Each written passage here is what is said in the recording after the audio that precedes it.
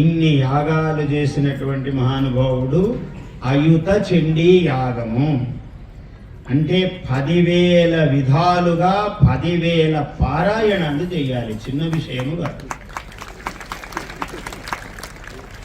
5 రోజుల ఈ క్రతువులో 10,000 ఎలా చేస్తారండి అంటే ఆయన చేస్తూనే ఉన్నారు. అమ్మవారి పాదాలు పట్టుకునే ఉన్నారు. రోజు రోజు రోజు చేస్తూ శిఖరాయమానముగా కేవలం ఇక్కడ తద్దశాంశము క్షీరతర్పణము తద్దశాంశము హవనము పెట్టుకున్నారు. ఎంత మంత్రము చేస్తే దాంట్లో 10వ భాగము క్షీరతర్పణం చేయాలి, అందులో 10వ భాగము హోమం చేయాలి. ఇది చాలా గొప్ప ప్రక్రియ. హోమము అనేది, హవనం అనేది మానవుణ్ణి ఉద్ధరించేటువంటి ఒక గొప్ప ప్రక్రియ. దేవాన్ భావయత అనేనా తే దేవా భావయంతు అహా అన్నాడు.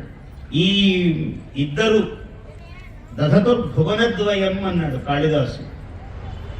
ఈ రెండు ఆకాశములో ఉన్నటువంటి ఇంద్రాది దేవతలు నేల మీద మన రవీంద్ర శర్మ గారి లాంటి మహాత్ములందరూ నిరంతరము యాగములు యజ్ఞములు చేసి దేవతలను సంతోషపెడతారట.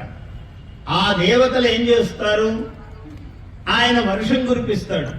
వర్షం కురిపిస్తే మనకేం లాభమయ్యా అంటే మనకే లాభము. ఇంతో అంతో పొలం ఉన్నవాడు, చుట్టూ చెట్లు వేసుకున్నవాడు ఆ చెట్లు పండాలి, పంటలు ఇయ్యాలి. ఆ పంటలతో మళ్ళీ పాడి పెరగాలి.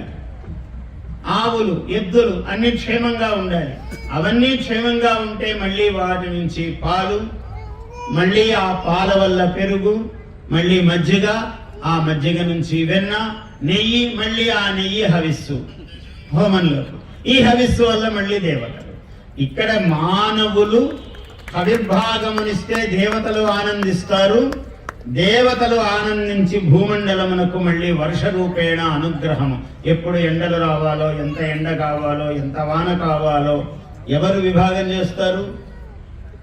మనం జాగ్రత్తగా లేకపోతే ప్రకృతిని. అందుకే మన దేశంలో ఒక గొప్ప విషయము, దేవత ప్రకృతి అంతా దేవతలే. మనకు చెట్టు దేవత, పుట్ట దేవత, గుడిలో దేవత, గుడి పైన దేవత, నీవు దేవత, నేను దేవత. Please subscribe to our YouTube channel. Like and share this video.